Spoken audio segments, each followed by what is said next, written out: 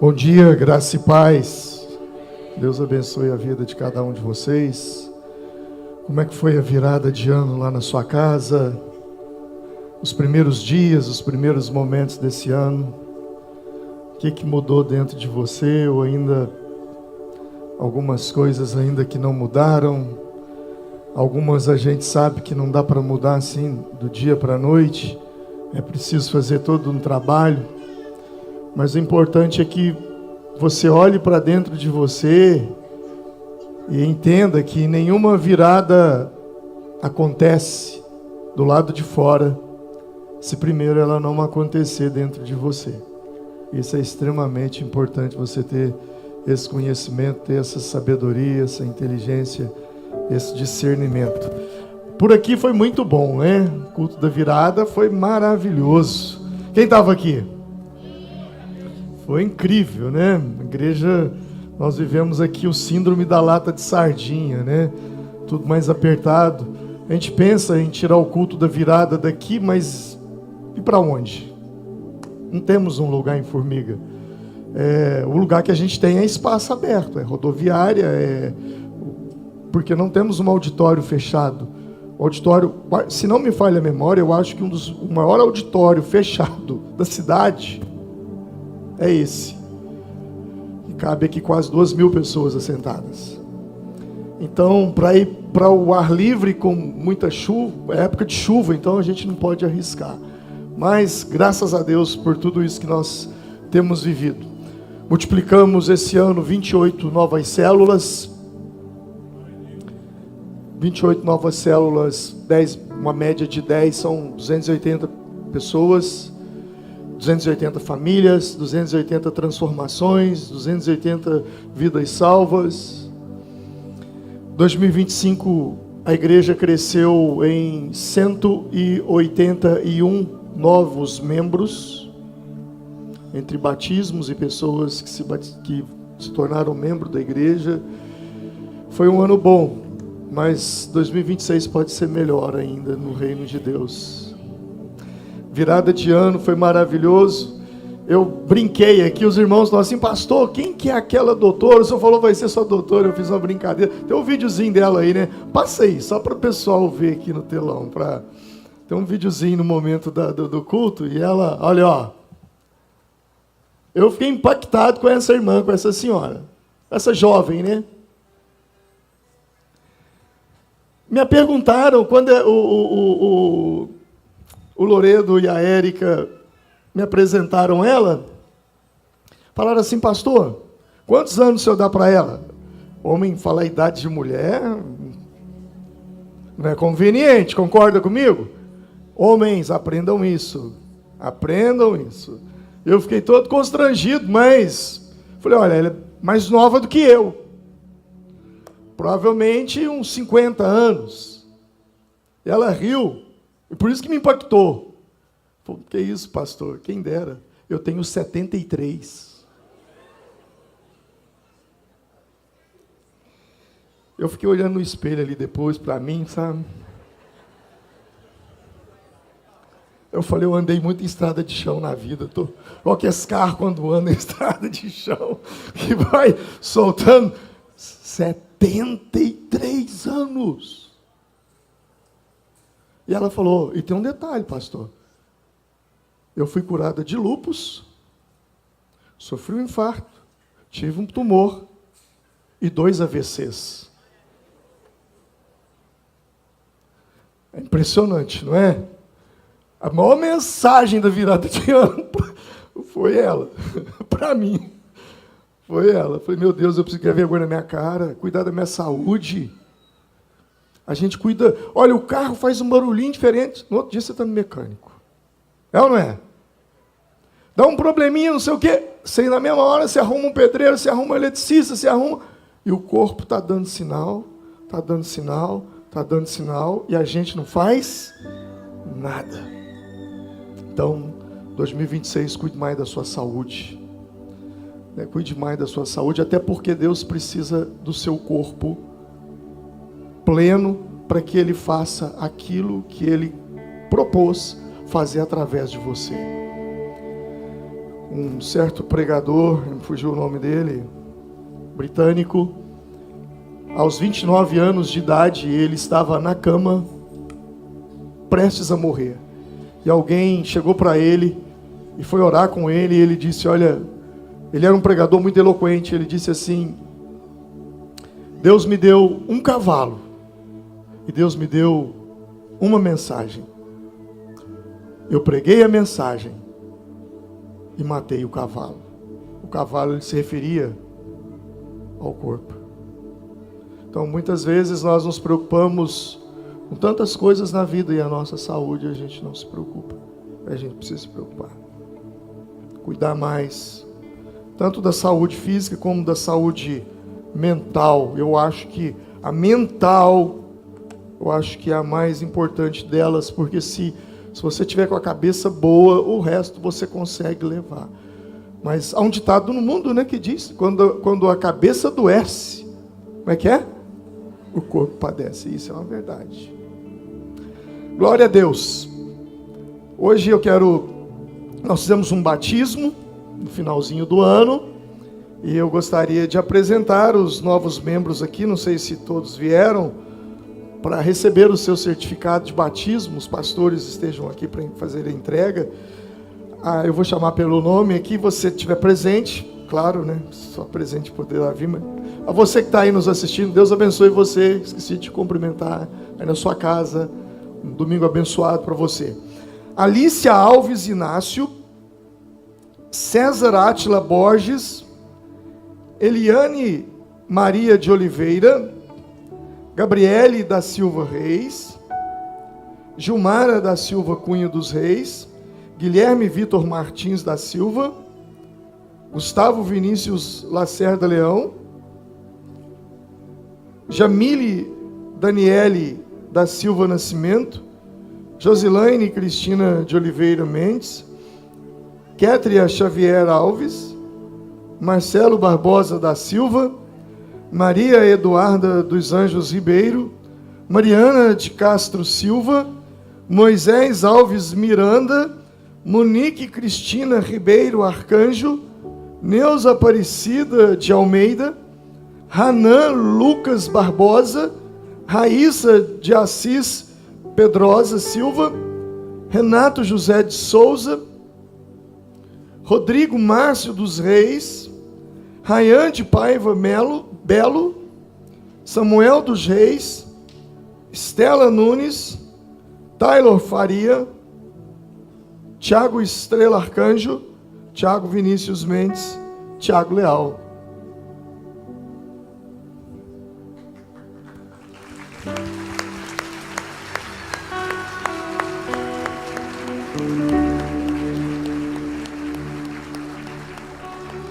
Glória a Deus, né? Glória a Deus pela vida de cada um desses irmãos que estão aqui, que desceram umas águas.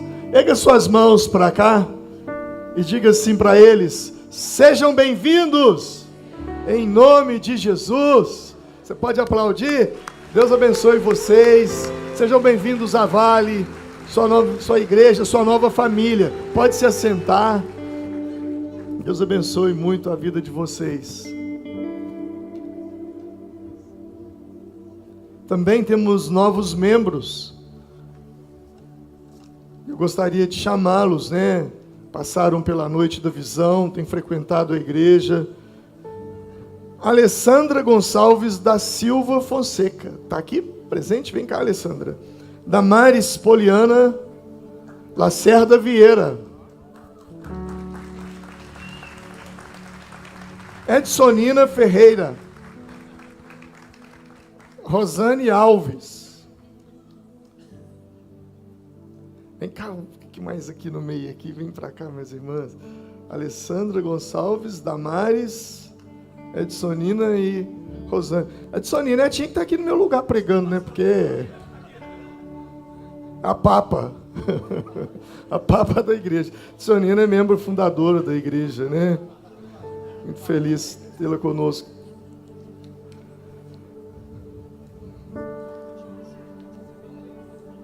Que bênção, né? Que bênção. Irmãos, vamos estender as mãos para essas irmãs maravilhosas, essas filhas do Senhor que o Senhor traz para engrossar as fileiras do reino dele. Sejam bem-vindas em nome do Senhor Jesus.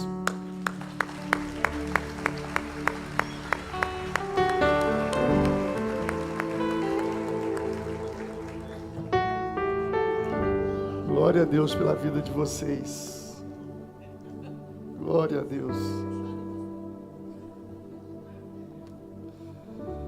Abra sua Bíblia em 1 Coríntios, capítulo de número 11.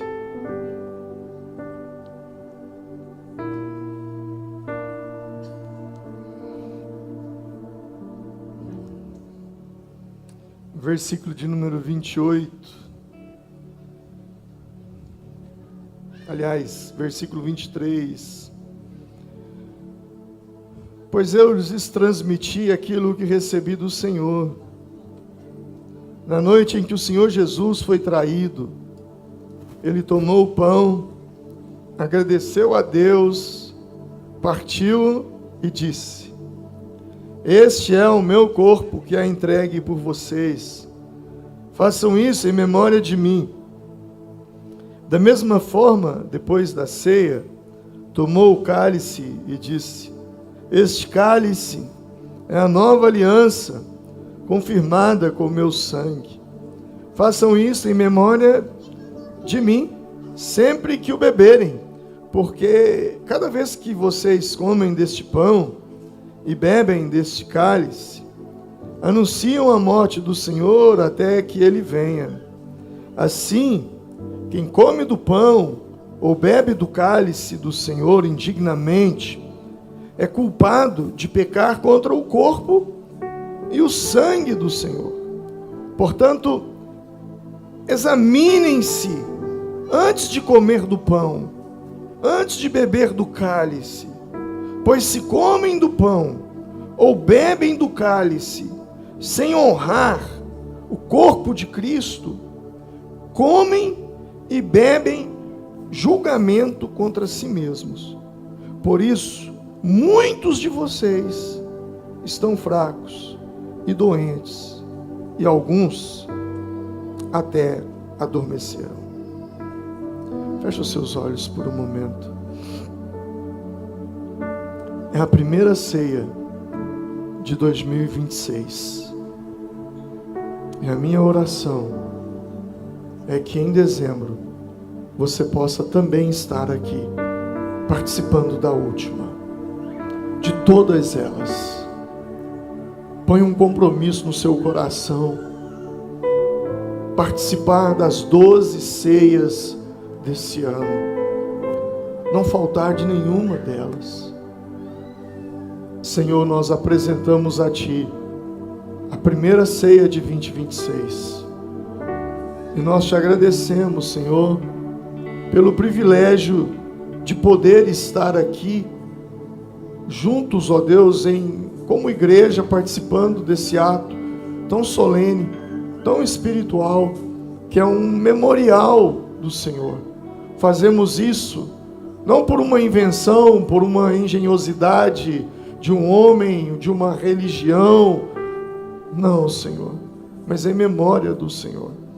Nós apresentamos a Ti o pão, nós apresentamos a Ti o cálice com o suco de uva, nós abençoamos, nós consagramos para a glória do Teu santo e maravilhoso nome, Pai.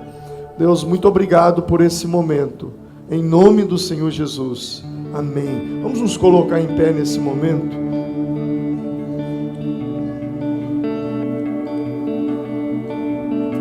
E quando os irmãos obreiras passarem distribuindo a ceia, e você pegar a sua ceia, aí você se assente para que a gente tenha a gente consiga saber quando todos tomaram. Pastor, eu ainda não sou batizado. Batiza primeiro para depois você tomar a ceia. Começam os cursos agora, quarta-feira já tem curso, você vem participar. Daqui a pouco, eu acho que fevereiro, março, nós temos um batismo e você batiza, e aí você toma a ceia do Senhor já alinhado. Vamos receber a ceia do Senhor, então os irmãos podem entregar.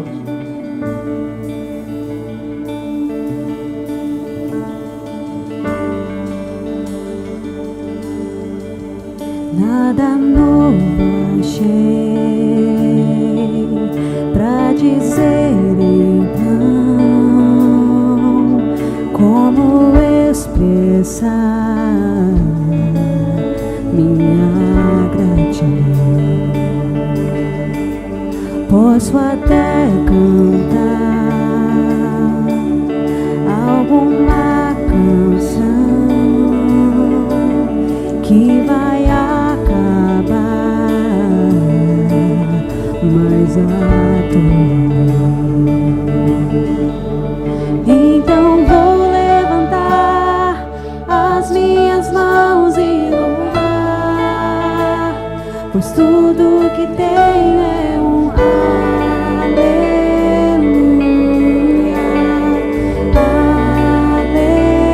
aleluia. Sei que é simples para um rei, mas não tenho nada além de um coração cantando aleluia, aleluia.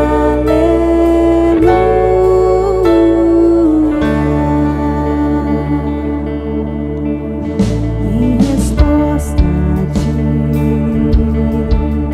a uma ação, me render aqui em adoração. Em resposta a ti, a uma ação, me render aqui em adoração. Então vou levantar as minhas mãos e louvar, pois tudo que tenho é um aleluia, aleluia. Sei que é simples para um rei, mas não tenho nada além de um coração cantando aleluia, aleluia.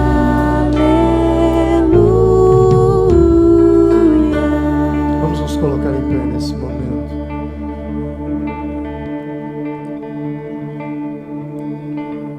Pegue o pão.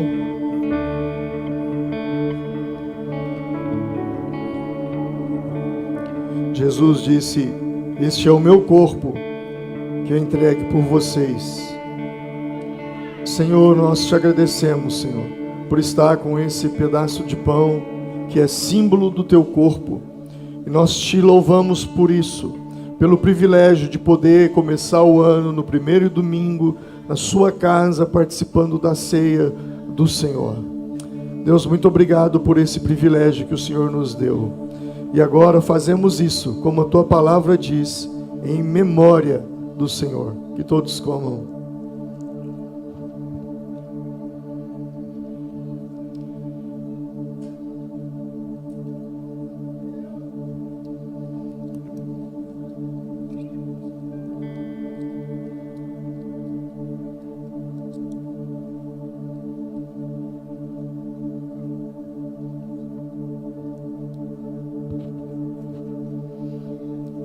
Após haver ceado, Jesus tomou o cálice, dizendo: este cálice é a nova aliança confirmada no meu sangue.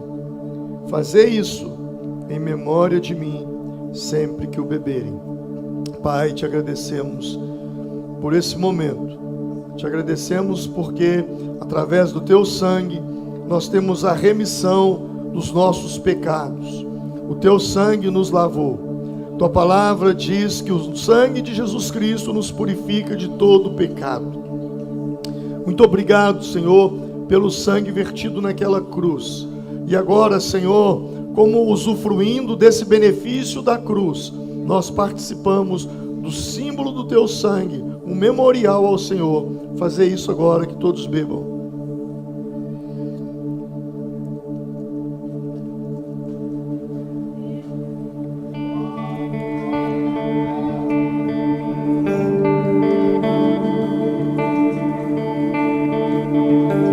Em meu coração, não se envergonhe, cante essa canção, pois sei que há fôlego nesses pulmões. Vamos, louve ao Senhor. Em meu coração, não se envergonhe, cante essa canção, pois sei que há fôlego nesses pulmões. Vamos, louve ao Senhor. Em meu coração, não se envergonhe, cante essa canção, pois sei que há fôlego nesses pulmões. Vamos, louve ao Senhor.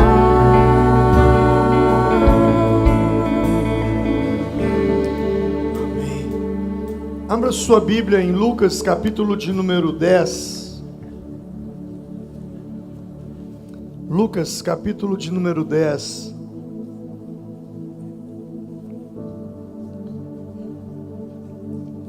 Versículo de número 38.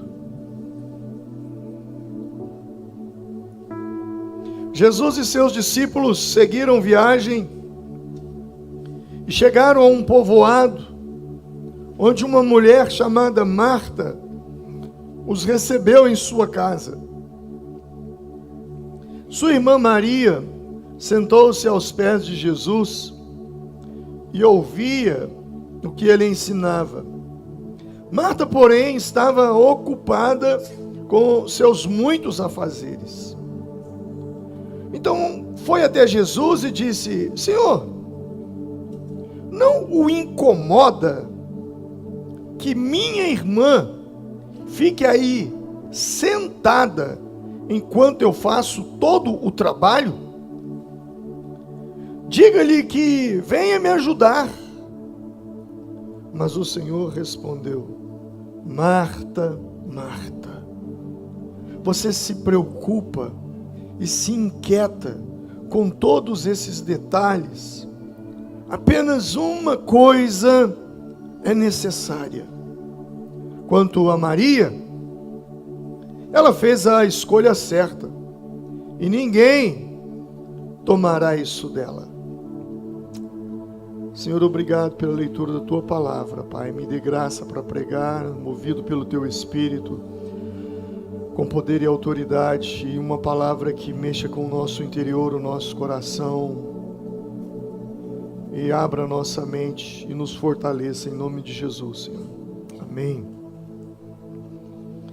O texto diz que Jesus foi a um certo lugar, e quando ele chegou ali, havia uma mulher e ela o recebeu na sua casa. Na verdade, era uma família de 3 irmãos, Marta, Maria e Lázaro. E o texto diz que Jesus foi fazer uma célula, não fala célula, mas é o que a gente faz, uma reunião em casa. Era uma célula. Jesus foi se reunir com aquele pessoal. Enquanto Jesus se reunia com eles e falava e ministrava, Marta estava muito ansiosa, fazendo um monte de coisa ao mesmo tempo. Talvez preocupada com o que estava no fogo sendo feito, talvez preocupada com algum móvel que estava meio que fora do lugar, coisas que pessoas ansiosas fazem constantemente. Nós temos um culto, nós temos uma pregação, nós temos uma célula, mas a cabeça não está ali. A cabeça está: eu preciso fazer isso, eu preciso fazer aquilo outro, a panela está no fogo, tem um animal berrando lá na horta, alguém... E ela então vai até Jesus e diz: Senhor, o senhor não está incomodado? E Jesus: incomodado com o quê? Incomodado com que eu faça todas as coisas e minha irmã não faz nada. Minha irmã fica aí sentada te ouvindo. E Jesus fala com ela: Marta, Marta, Por que estás ansiosa, afadigada, ocupada com tanta coisa, com tantos afazeres? Quanto a Maria, ela escolheu a melhor parte, que é ouvir a palavra. E isso não será tirado dela. Eu estava pensando, irmãos, sobre o ano de 2026. Não precisa ser profeta para saber que esse ano não vai ser fácil. Ou eu estou muito pessimista?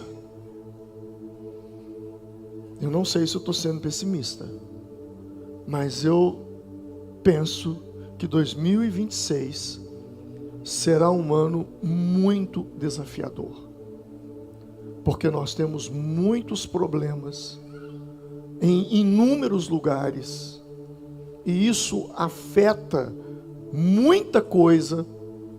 Talvez você diga, prenderam Maduro lá na Venezuela, o que eu tenho com isso? Daqui a pouco você vai ver o que você tem a ver com isso. Vai chegar em nós. O vírus da Covid, ele está lá na China, isso não é problema nosso. Chegou aqui. Perdemos pessoas preciosas. Não digo perdemos, partiram para o Senhor. Pessoas que amávamos, outros adoeceram até hoje ainda com sequela de coisas de 4 anos atrás. Então não dá para ignorar, enfiar a cabeça dentro de um buraco como um avestruz e fingir que não vai acontecer. Vai acontecer. 2026 já começou prometendo ser um ano de grandes desafios. E será um ano de muitas ciladas, de muitas armadilhas, e eu e você precisamos tomar muito cuidado para que nós não venhamos cair nessas armadilhas. Você precisa se conhecer. Você precisa ter conhecimento de quem de fato é você. Aliás, quem são as 3 pessoas que mais te conhecem? Você sabe? Quem são as pessoas, as 3, que mais conhecem você? Talvez você esteja dizendo, a minha mãe. Minha mãe me conhece muito bem. Meu pai, ou minha avó, ou meu marido, minha esposa. Quem são essas pessoas? As 3 pessoas que mais te conhecem. Primeiro, Deus. Ninguém te conhece mais do que Deus te conhece. A Bíblia diz no Salmo 139, versículo 1: Senhor, tu me sonda, passa uma sonda, faz um ultrassom da minha alma, do meu espírito, da minha vida, e me conheces.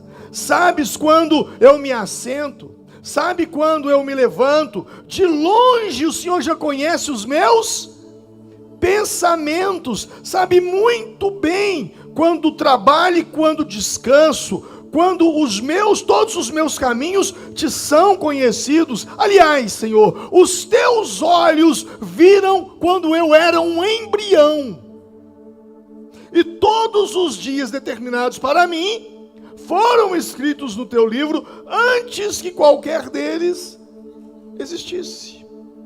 Antes que eu diga uma só palavra na minha boca, o Senhor sabe o que eu vou falar. Ninguém te conhece melhor do que Deus. Ninguém. Deus te conhece mais do que sua mãe, Deus te conhece mais que seu pai, que seu marido, que qualquer pessoa. Foi Ele que te criou, foi Ele que construiu cada parte do seu corpo, da sua alma, do seu espírito. Bom, pastor, então, é claro, Deus é o que mais me conhece. Mas segundo é fulano, segundo é Beltrano. Não, eu digo, segundo é o diabo. Ninguém abaixo de Deus te conhece melhor do que o diabo. O diabo, ele te conhece muito bem.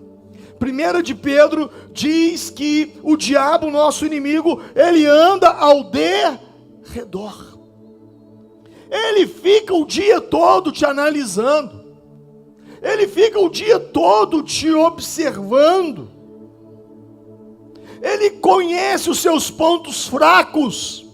Ele conhece os seus pontos fortes. Ele conhece o seu calcanhar de Aquiles.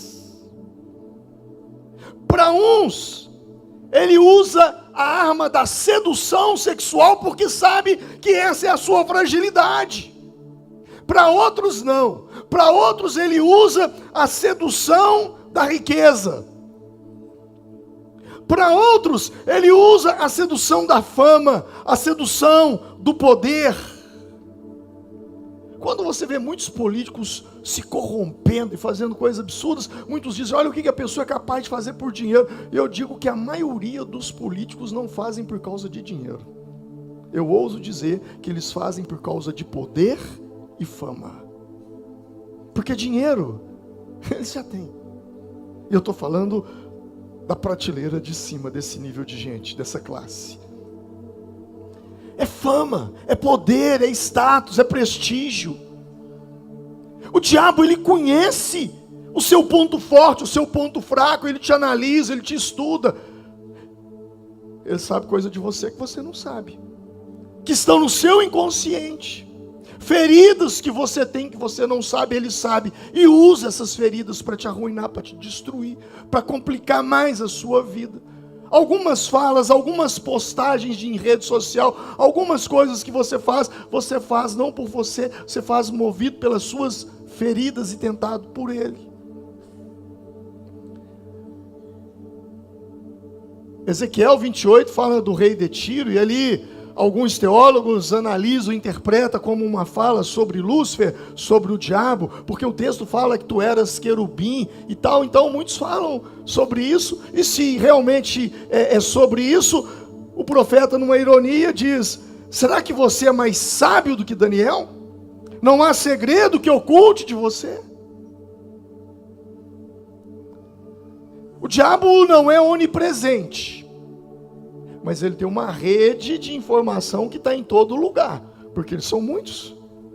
Ele não é onisciente, ele não conhece o nosso futuro e o que Deus planejou para nós, e ele não é onipotente, mas ele te conhece muito bem, ele conhece as brechas que existem no seu escudo da fé. Paulo aos Efésios fala sobre o escudo da fé, e o diabo conhece as brechas desse escudo que você usa.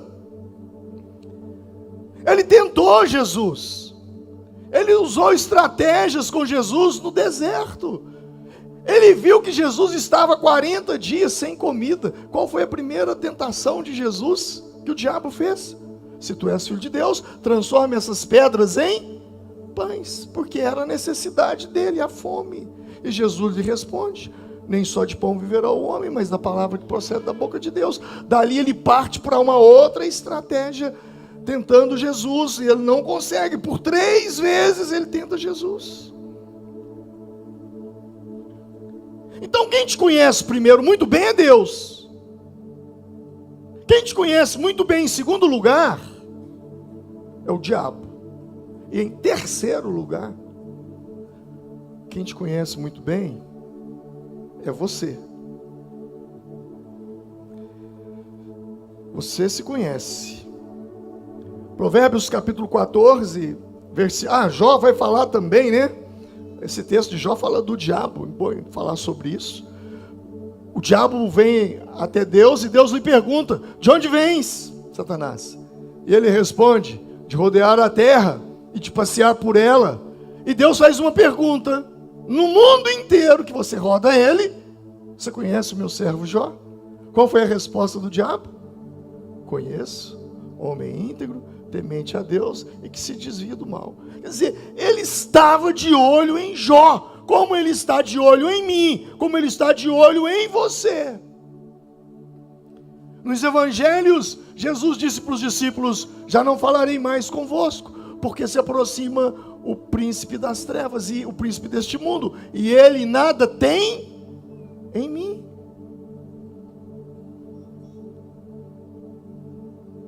por último, você se conhece.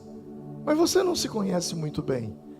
Há caminhos que parecem direito ao homem, mas no final são caminhos de morte. Jeremias 17:9 vai dizer: o coração é mais enganoso que qualquer coisa, que a doença incurável. Quem é capaz de compreendê-lo? O meu coração me engana. Eu penso que às vezes me conheço e não me conheço. Paulo, escrevendo aos Romanos, ele vai dizer: miserável homem que sou, o bem que eu quero fazer eu não faço, o mal que eu abomino está diante de mim.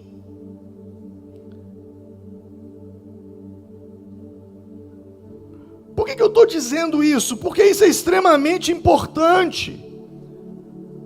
Eu preciso me conhecer. Eu preciso saber que Deus me conhece, que o diabo me conhece, porque quando eu sou sabedor disso, eu preciso estar ciente que 2026 será um ano de muitas armadilhas, de muitas ciladas, de muitos laços. Aliás, a palavra no grego para traduzir cilada, armadilha, laço, é metodeia.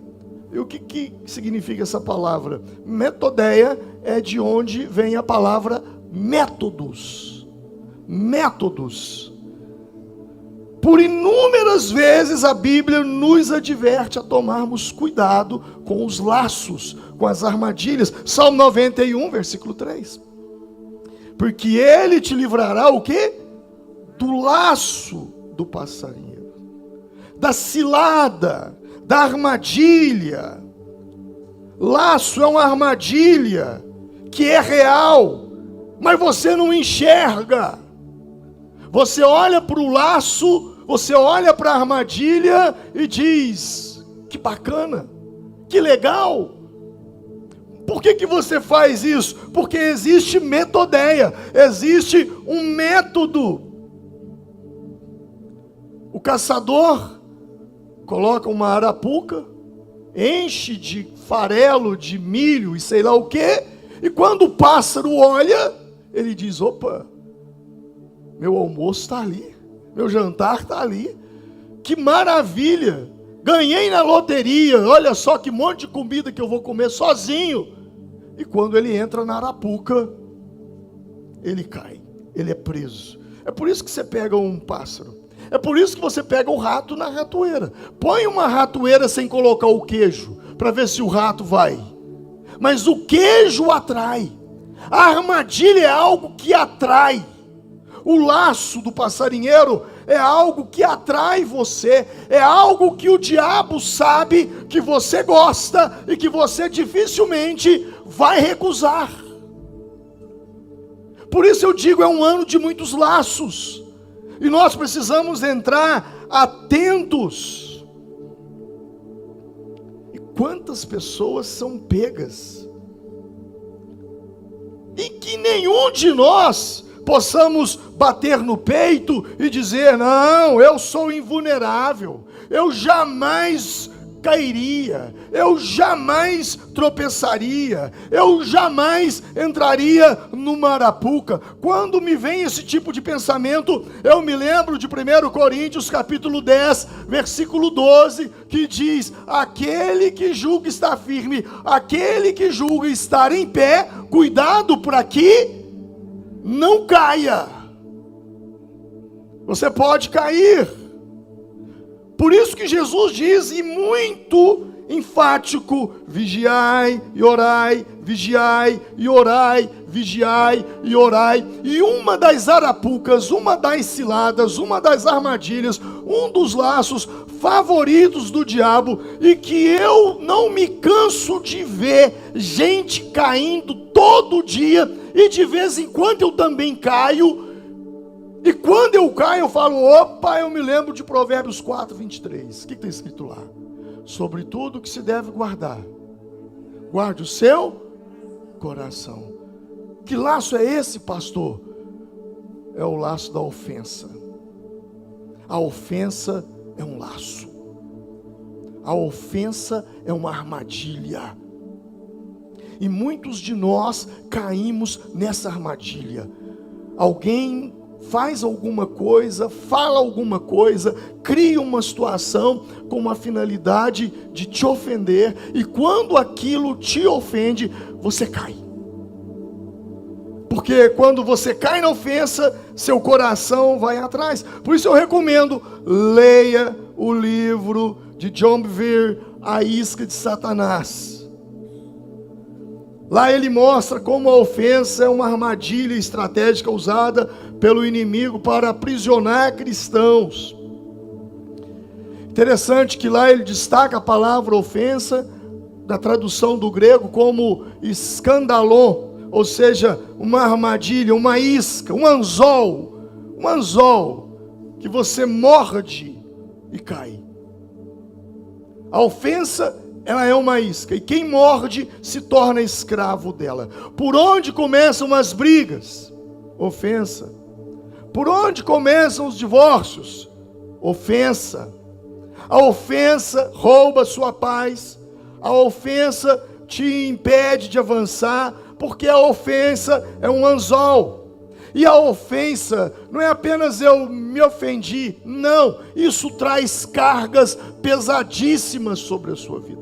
Existe muita gente adoecida, muita gente que não rompe, que não prospera, que não avança, porque estão presos numa ofensa, porque não conseguiram perdoar, guardaram no coração, vive remoendo aquilo. E a ofensa, ela carrega duas maldições. Quando Caim, ele vê Deus aceitando a oferta de Abel, ele fica ofendido. A Bíblia diz que, mas não aceitou Caim sua oferta, por isso Caim se enfureceu e o seu rosto se transtornou. Caim ficou ofendido. E ele descarregou a ira da sua ofensa sobre o seu irmão Abel e matou Abel. E ele quando ele mata Abel, ele atrai aquilo que ele mais temia, ser rejeitado por Deus. E ao matar Abel, ele foi rejeitado por Deus. Deus pergunta: onde está seu irmão? Eu sou por acaso guardador do meu irmão? O sangue do seu irmão clama. E aí, Gênesis 4:12, vem duas maldições sobre aquele que não guarda o coração da ofensa, sobre aquele que carrega um coração ofendido. Primeiro, quando você cultivar a terra, essa não lhe dará mais a sua força. Segundo, você será fugitivo e errante pelo mundo. As duas maldições que uma pessoa que carrega a ofensa dentro de si carrega consigo. Primeira maldição: quando você trabalhar a terra, ela não dará força. Ou seja, as obras das suas mãos, o seu trabalho, sua vida profissional, não vai fluir, não vai romper, a terra não vai dar a sua força. Você vai lavrar a terra, você vai adubar a terra, você vai preparar a terra, você vai lançar a semente na terra e a terra não vai produzir. Você vai trabalhar e não vai ver resultado do seu trabalho.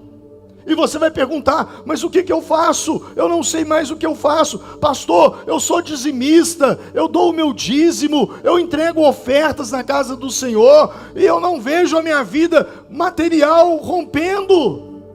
Jesus falou sobre isso. Se vai trazer a sua oferta até o altar, e sabe que você tem alguma coisa contra o seu irmão, algum problema com o seu irmão, o que você faz? Vai lá primeiro e conserta com ele, porque essa oferta não vai ser uma semente. A terra não dará sua força. E uma pessoa ofendida é alguém que vive fugitivo e errante pelo mundo, ou seja, ele não tem paradeiro, ele não para com nada, ele começa uma coisa, ele não termina, pula para outra, começa uma coisa, não termina, ele vai rodando relacionamentos, um dia ele está com uma pessoa, outro dia ele está com outra, outro dia ele está com outra, às vezes uma ofensa que ele guarda, ele não sabe, talvez com o próprio pai, com a própria mãe. É gente que um dia está num trabalho, no outro dia está no outro dia ele não consegue se firmar em nada. Um dia está numa igreja, no outro dia está pulando para outra igreja, depois pula para outra, não para igreja nenhuma. Por quê? Porque existe uma maldição que ele carrega, por causa de uma ofensa, algo que não foi resolvido. Isso é muito sério. Fuja da tentação, da cilada, da armadilha, da ofensa. Se você entrou 2026 esperando um ano novo, preso numa ofensa de 2025, eu te digo, volta lá atrás, resolve isso, porque ano novo não virá sobre a sua vida. Nada muda se nada muda. Volta, resolve isso. Senta com a pessoa, coloca as cartas na mesa, como diz o ditado popular. Conversa, tem uma conversa franca, aberta. Peça perdão, perdoe e tira esse mal de cima de você. Sai desse laço, saia dessa armadilha. Um outro laço, uma outra armadilha que eu percebo que vai acontecer, baseado nessa passagem de Lucas 10. Lucas 10, 41. E respondeu o Senhor: Marta, Marta, andas inquieta e te ocupas com muitas coisas. Meu irmão, todos nós queremos um trabalho, algo que glorifique a Deus, algo que nos prospere, mas tome cuidado com o trabalho que te afasta de Deus. Tome cuidado com o trabalho que te afasta dos caminhos do Senhor. Marta, ela não tinha problema com o serviço. Ela tinha problema com a prioridade. Aquele momento não era momento de trabalhar. Aquele momento era momento de parar e ouvir ao Senhor. E muitas vezes nós estamos trabalhando, e o mundo aplaudindo: ó, fulano trabalha, e aí novo está sofrendo infarto, está adoecendo, está morrendo. O trabalho é uma bênção. Jesus não condenou Marta porque ela estava trabalhando. O problema foi que aquela não era a prioridade daquele momento. Trabalhe na segunda, trabalhe na terça, na quarta, na quinta, na sexta, no sábado. Domingo, esteja na casa do Senhor. Reserve um tempo na sua agenda. Hoje é célula. Eu vou participar da célula. Vou conhecer mais da palavra de Deus. Vou aprender mais. Meu líder preparou uma célula com tanto carinho e eu quero estar ali. Onde você estava na virada de ano que você não apareceu aqui? Estava trabalhando, pastor. Eu vou orar para Deus abençoar um novo emprego para você, que você não precise trocar as coisas de Deus pelo trabalho. Senhor, me abençoa o emprego, me abençoa um trabalho. Deus te abençoa. Deus abre portas para você. E depois o que você faz? Some. Ô irmão, você sumiu. Ah, pastor, estou trabalhando demais. Você já ouviu isso? Isso é uma cilada. É um laço. Jesus nunca teve problema com o serviço de Marta. Pelo contrário, Jesus até veio para servir. E servir é trabalhar. Ele diz: eu não vim para ser servido, eu vim para servir, eu vim para trabalhar. Ele não tem problema com o seu serviço. Ele tem problema com a nossa ausência de prioridade. Buscar em primeiro lugar o reino de Deus e a sua justiça, e as demais coisas vos serão acrescentadas. Essa é uma pergunta que eu preciso fazer para mim mesmo. Será que eu estou buscando em primeiro lugar o reino de Deus? Ou eu estou colocando minha vida profissional, meu dinheiro, acima do reino de Deus? Jesus, em nenhum momento, ele mandou Marta parar de servir. Ele estava tentando ensinar a Marta a não se perder no meio do serviço. E tem gente que se perde. Tem gente que se perde no meio do serviço. Ele trabalha o dia inteiro na empresa e chega em casa e ainda leva trabalho para casa. E vai trabalhar à noite. E ali tem uma esposa, ali tem filhos, e ele não tem tempo. Quando eu encontro com os irmãos aí que estão com os seus filhinhos aí, com 3, 4 anos, 2 anos de idade, eu só dou uma palavra para eles: aproveita, porque passa muito rápido. Voa. Estava vendo, Gisele, outro dia você colocou lá do Estevão, né? O Estevão foi apresentado no altar, agora está o Estevão se formando. Virou um homem, um menino, virou homem. É assim, ó. É assim, voa. Passa rápido demais. Minha maior tristeza é de olhar para os meus filhos, e tem hora que eu paro assim, eu fico olhando para eles, e falo: meu Deus, eu não vi esses meninos crescer. Eu não vi. E hoje a gente tenta aproveitar os netos, porque não conseguiu aproveitar os filhos. Passa rápido. E lá na frente, quando você chegar numa certa idade, você vai olhar para trás e vai falar: não valeu a pena eu ter pegado o serviço e levado para casa igual um louco, igual um doido, trabalhando. Porque dinheiro, irmão, se você perder, um dia você recupera. Você tem a chance, a oportunidade de recuperar. Mas tempo perdido, o tempo é muito ingrato. É a única coisa que a gente não consegue recuperar. Por isso, Paulo, escrevendo aos Efésios, ele diz que nós devemos remir os tempos. Aproveite o tempo. E gente se perde no meio do trabalho. Marta estava perdida. Tinha que trabalhar? Tinha que fazer um lanche legal ali. Ok, sem problemas. Mas aquele não era o momento. O problema do trabalho, a frase do trabalho é: aquele não era o momento. Aquele não era o momento. E que eu olho para esse texto, né? Eu vejo Jesus ensinando: você não pode se perder dentro do trabalho. E o problema é que às vezes não parar de servir,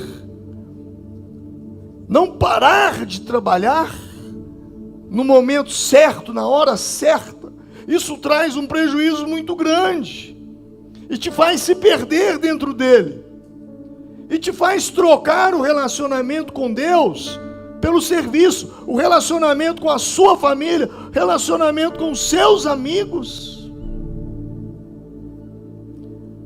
Esse final de semana nós sentamos, vamos tomar um café e louvar? Vamos. Tiago, traz a viola aí, vamos cantar aqui, vamos adorar a Deus. Nós juntamos um grupinho ali de irmãos, e louvando e cantando e comendo e divertindo, umas boas risadas. De repente o Espírito Santo vem. E foi mais ou menos 2 horas de choro, presença de Deus, chorando, o poder de Deus sendo derramado. A gente não viu o tempo passar. Aí no outro dia o Luiz mandou uma mensagem: pastor, quero te agradecer, não sei quanto tempo tem que eu não fazia isso. É um jovem. Agora, Luiz, se para você que é jovem tinha muito tempo que não fazia isso, imagine para os mais velhos. Quantos anos você não para para ter uma prosa, para conversar, para rir, para chorar também com as dores do outro, e orar, e louvar, e adorar a Deus. São nesses momentos, meu irmão, sabe, as coisas acontecem na mesa. O maior poder que existe não é no púlpito, é na mesa.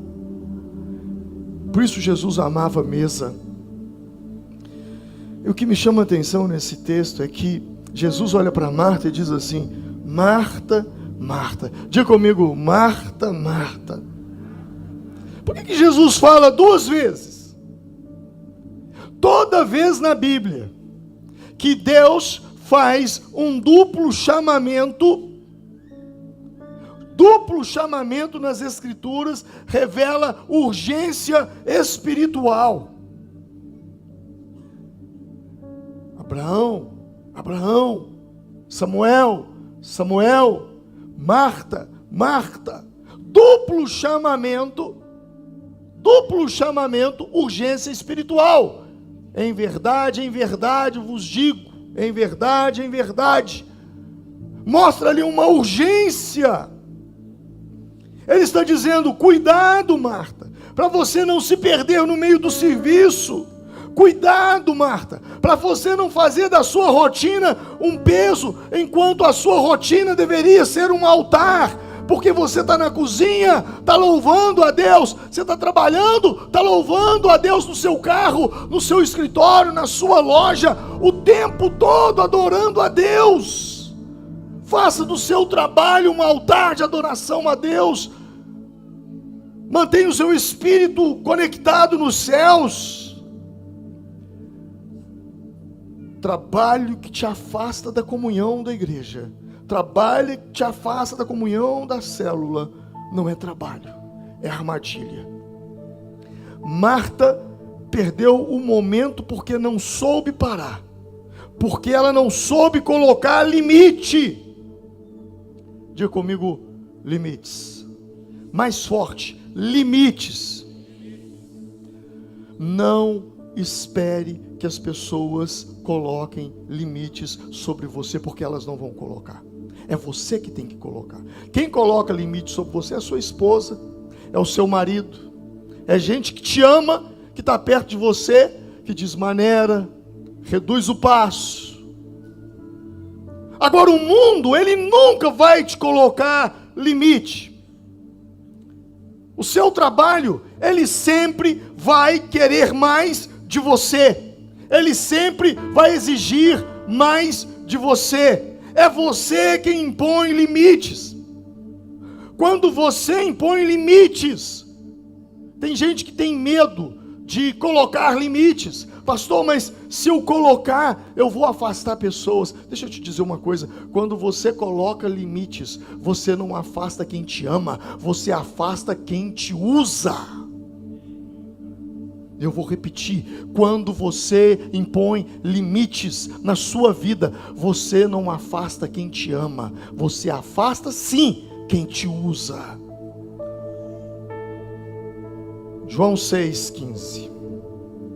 Jesus havia multiplicado os pães, e quando Jesus faz um milagre daquele, alguém olha e diz, ele tem que ser o nosso prefeito, ele tem que ser o nosso governador, ele tem que ser o nosso rei. Porque imagina, Jesus fazendo assim, Jesus num piscar de olhos, multiplica pães, multiplica peixes. Mas olha o que o texto diz. Sabendo, pois, Jesus, que haviam de vir e levá-lo à força, para o fazerem o quê? Rei. Retirou-se novamente sozinho para o monte. O que Jesus fez? Retirou-se.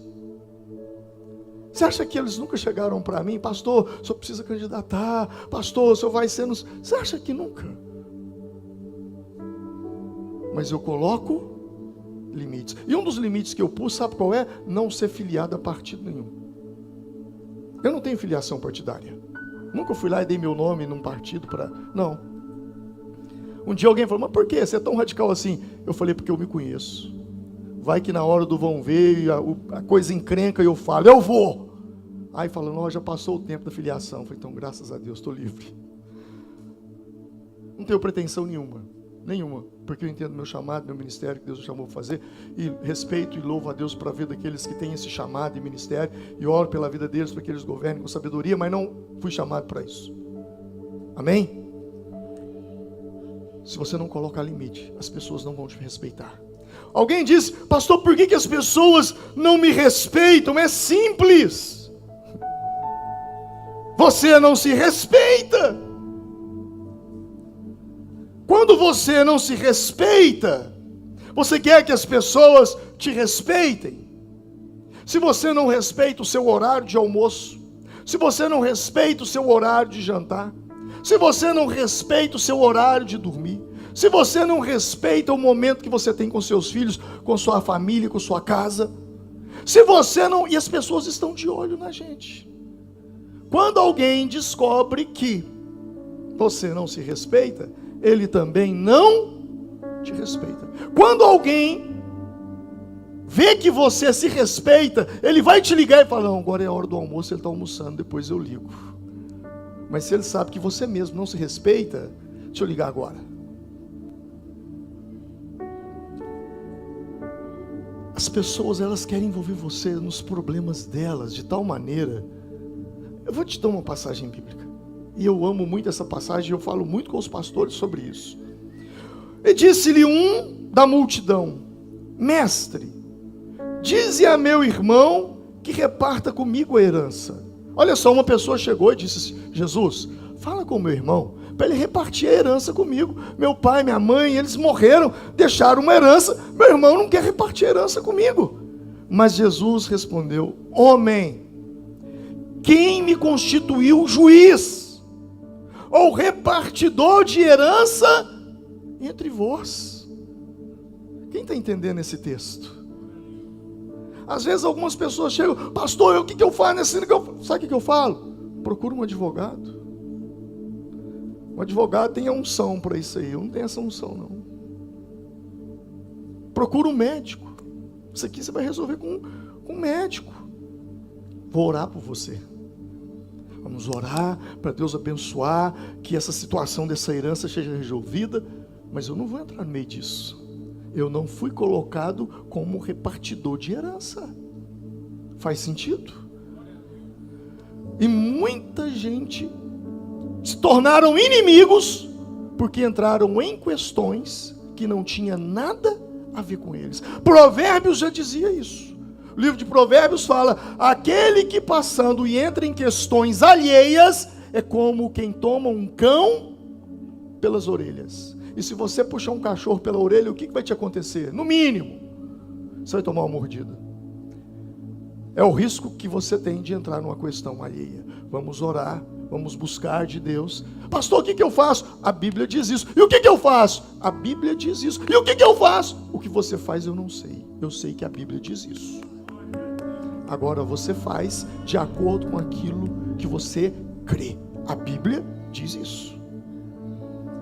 Jesus raramente diz: faça isso, faça aquilo. Por quê? Porque as pessoas, elas querem tirar o peso de tomar a decisão e julgar em cima de você.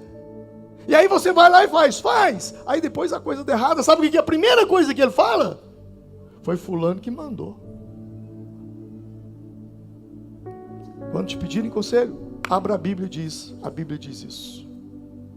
Jesus disse isso, as Escrituras dizem isso. As epístolas diz isso, o Novo Testamento diz isso, o Antigo Testamento diz isso. Agora a decisão é com você. É você que tem que tomá-la, não sou eu.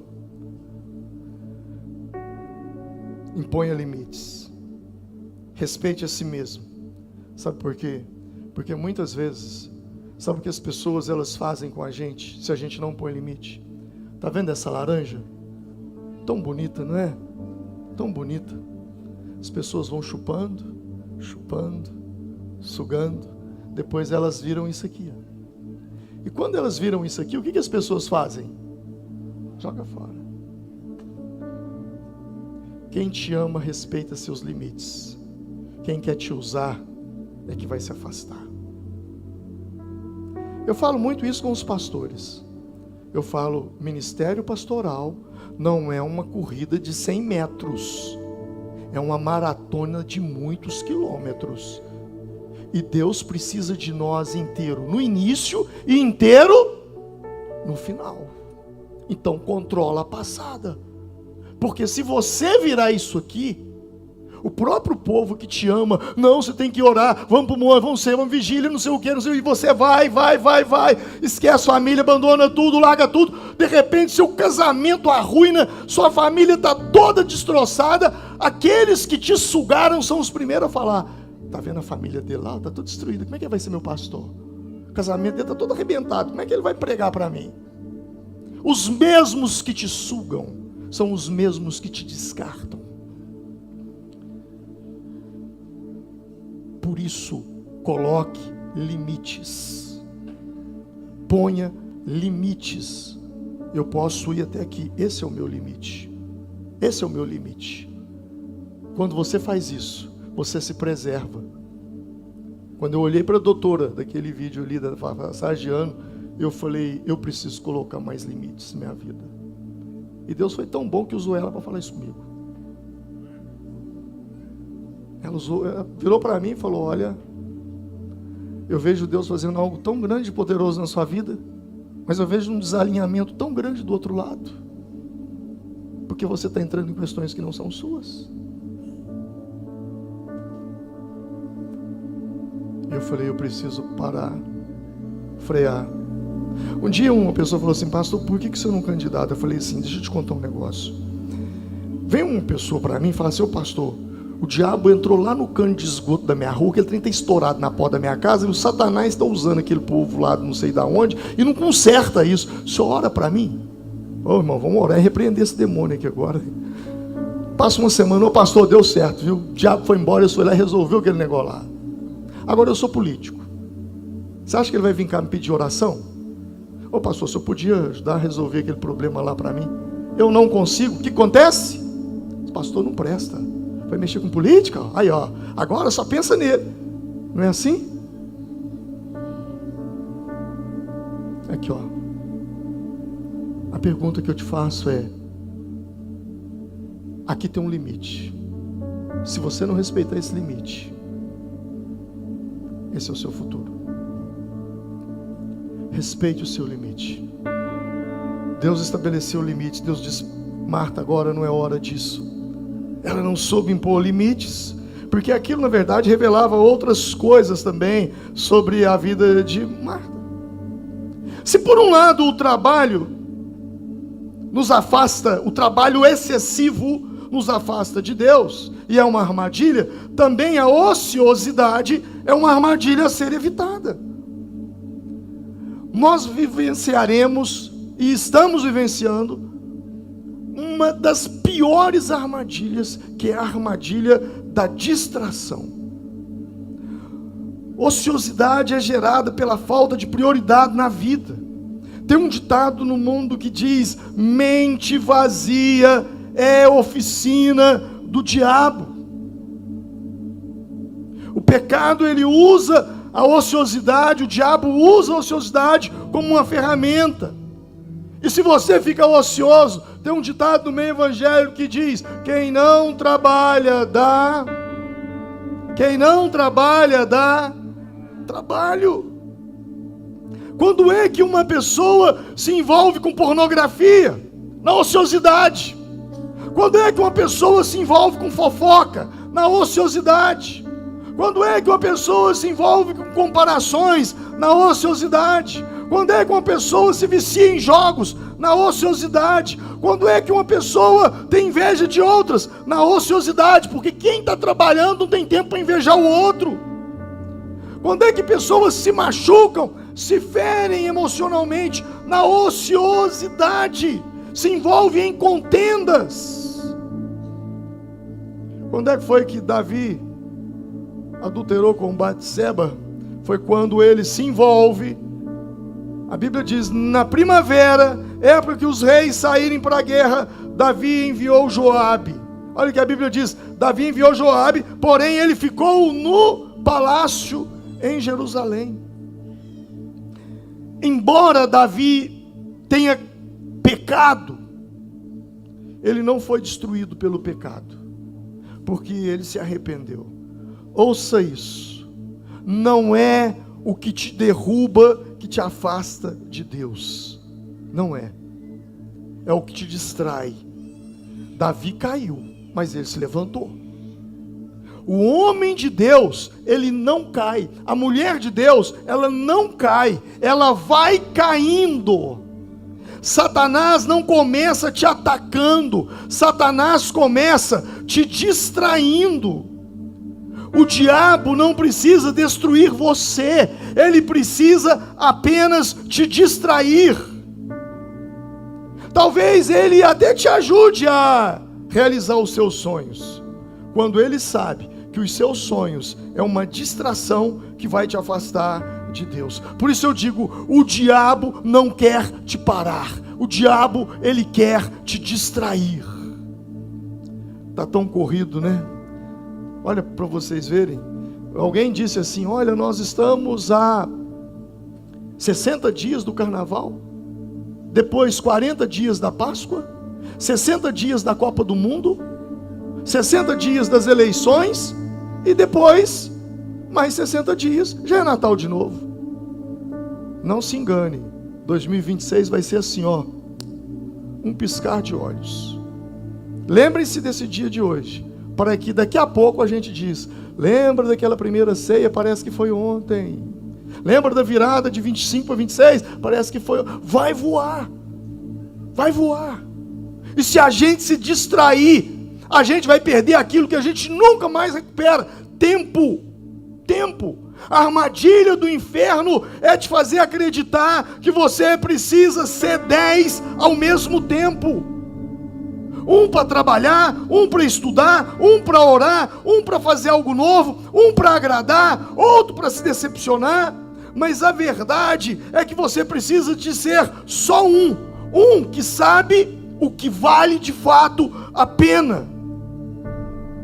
No grego, a palavra distração é traduzida pela palavra perispal. E o que é perispal? Ser puxado em muitas direções ao mesmo tempo. Ser puxado em muitas direções ao mesmo tempo. E foi isso que aconteceu em Lucas 10. Quando Marta está dividida por dentro, Maria resolveu ficar focada em Jesus. A distração não é falta de foco. A distração é ter foco demais em muitas coisas. Se você diz que tem foco e está fazendo muita coisa, você não tem foco. Quando tudo vira prioridade, Jesus deixa de ser prioridade. Ouça isso: a sua força está no seu foco. E o céu precisa de você inteiro, por inteiro. 2026 promete ser um ano intenso. E como eu disse, não precisa ser profeta para saber que haverá muitas batalhas. O fato de Deus ser soberano não anula a responsabilidade humana. Não caia na armadilha da hipergraça. Porque se você cair na armadilha da hipergraça, você abandona a sua fé. Você fica um moribundo. Não, Deus é soberano. Não precisa nem orar, porque Ele já sabe tudo. Não, Deus faz isso. A soberania de Deus não anula a responsabilidade minha e responsabilidade sua. A Bíblia é cheia de placas: cuidado, vigie e ore. O tempo todo Deus nos alerta. O fato de Deus ser soberano não anula a responsabilidade. O que isso quer dizer na prática? Deus precisa da sua participação. Principalmente quando o assunto é maturidade, profundidade. Não existe profundidade em Deus sem intencionalidade da sua parte. Quanto mais profundo você for em Deus, mais maduro você se torna. E essa maturidade se revela quando Deus nos tira do conforto, da dependência infantil e nos conduz a um lugar onde é preciso crescer, onde é preciso assumir responsabilidade, onde é preciso produzir de deserto até a terra prometida. Porque no deserto o homem não tinha muita responsabilidade, era tudo soberania de Deus. No deserto o homem teve sede, o que Deus fez? A água saiu da rocha. Mas na terra prometida, ele teve que furar poço para pegar água. No deserto, lá no deserto, a presença de Deus protegia o povo. Na terra prometida, eles precisaram se defender dos inimigos, dos fariseus, heveus, heteus, amorreus, jebuseus, jebuseus. No deserto, eles oraram e Deus mandou carne. Na terra prometida eles precisaram caçar e plantar para ter comida. No deserto, Deus proveu eles de muitas coisas, Inúmeras coisas. Porque o deserto é um lugar para aprender a obedecer. A terra prometida é um lugar para crescer e produzir. E nós estamos na terra prometida. No deserto, Deus ensina meninos e os sustenta no princípio, mas espera que eles cresçam e amadureçam. Deus não tolera a infantilidade espiritual. Deus não tolera desculpa para ser imaturo. 1 Coríntios, capítulo 3, versículo 2: dei-lhes leite, não alimento sólido, pois vocês não estavam em condições de recebê-los. De fato, vocês ainda não estão em condições. Paulo escrevendo para os coríntios: vocês não vão crescer. Até quando vocês vão ficar com essa chupeta na boca? Até quando vocês vão ficar tomando mamadeira? Até quando? O povo de Israel saiu do Egito para a terra prometida. Era uma jornada de 11 dias. Você já leu a Bíblia? Quantos anos durou essa caminhada? Quantos anos? 40 anos. E por que Deus permitiu eles ficarem 40 anos? Para que os meninos se tornassem homens, assumissem suas responsabilidades. Cristão que insiste em não se aprofundar, jamais sairá do deserto. O crescimento espiritual, o meu, o seu, ele não deve ser uma opção, ele deve ser uma prioridade. Então a minha palavra é: se você não quer cair e ficar nessas armadilhas, cresça, amadureça, se aprofunde.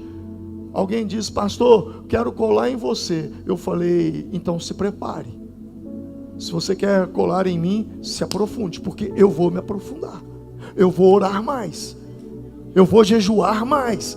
Esse ano vai ser um ano de muito jejum. Escute o que eu estou falando. O Espírito Santo desde dezembro tem me alertado: 2026 é um ano que eu vou me mover através de jejum. É um ano que eu vou me mover através de jejum. E eu já estou me preparando para isso. Quem quer estar comigo nisso aí? Vamos nos colocar em pé nesse momento.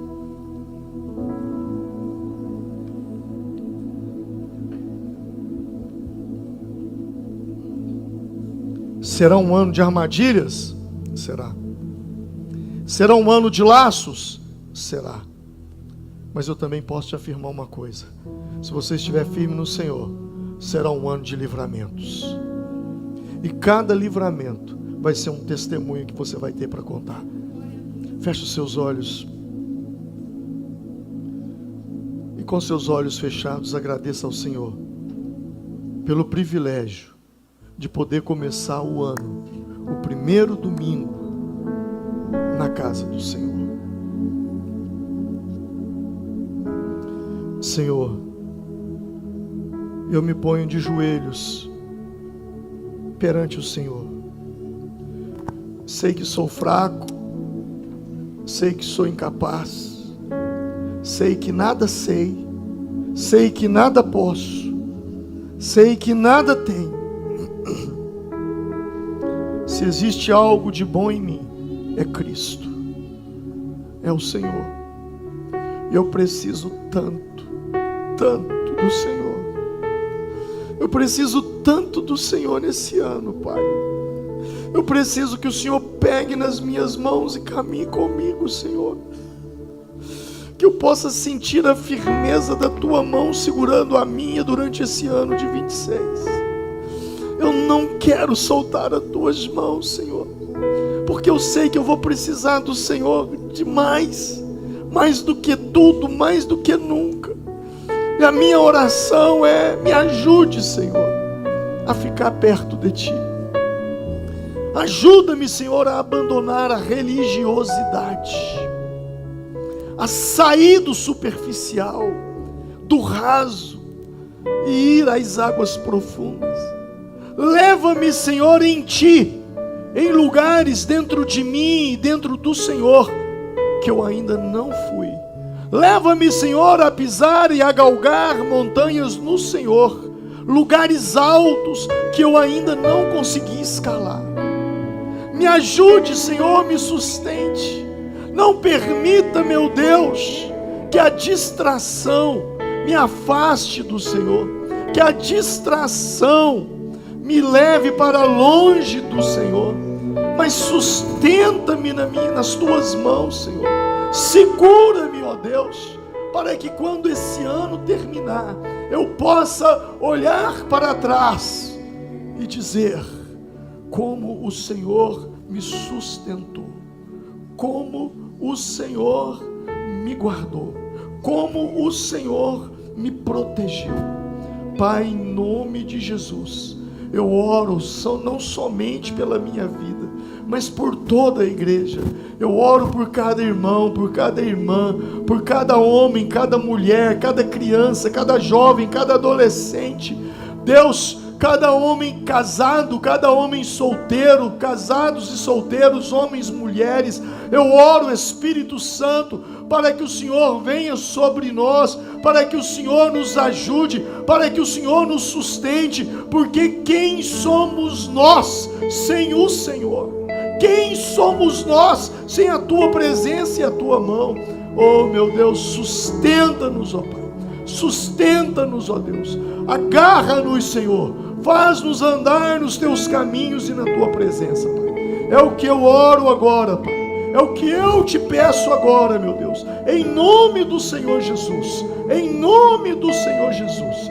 Pai, em nome do Senhor Jesus, eu oro agora, eu peço que o Teu Espírito Santo nos guie, eu oro para que o Teu Espírito Santo, ó Deus, venha sobre as nossas vidas, Pai, em nome do Senhor Jesus Cristo. Dai-nos um ano abençoado, um ano cheio da Tua presença, que nós possamos viver os nossos melhores momentos em Deus, já vividos em 2026, o ano da presença, do fortalecimento, em meio às ciladas e armadilhas.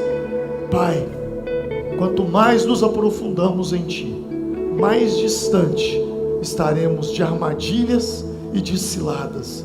Então ajuda-nos, Senhor, a sairmos da superfície, em nome de Jesus Cristo. Amém, amém e amém. Levante suas mãos ao alto. Que a graça de Deus, o nosso Pai, que o amor de Jesus e as doces consolações do Espírito Santo seja sobre a nossa vida, sobre essa palavra. Nós lançamos os nossos pés no mês de janeiro. 1000 cairão ao teu lado, 10.000 cairão à tua direita, mas tu não serás atingido, porque o Senhor te livrará do laço do passarinheiro e da peste perniciosa, e te cobrirá com as suas asas, e debaixo das suas penas você estará seguro, porque o seu escudo é forte, firme, e te protegerá. Sob essas palavras, vá em paz. Deus te abençoe.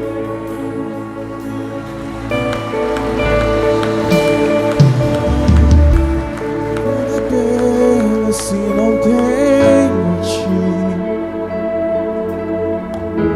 a Tua graça é o que me basta. Se alguém precisa receber uma oração, os obreiros estarão aqui orando por você. Você pode ir aqui à frente. Não saia sem receber uma oração se você tanto precisa. Tua presença nada importa. Que adianta eu ganhar o mundo inteiro